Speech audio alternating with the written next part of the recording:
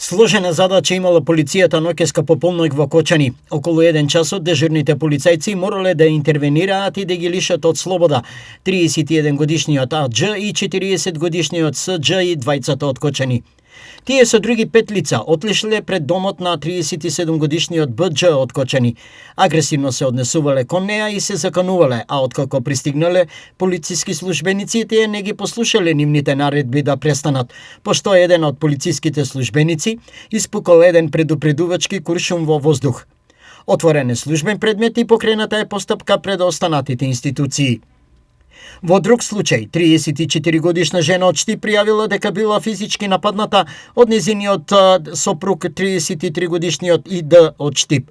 Исто како и 47 годишна жена од Беровско село, која пријавила физички напад од незиниот сопруг 57 годишниот ЗГ од Берово.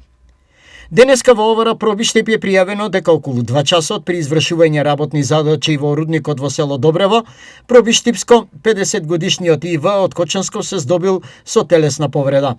Тој бил пренесен во јавната здравствена установа во Пробиштип, каде му била укажана помош. Увид извршила екипа на Овара Пробиштип.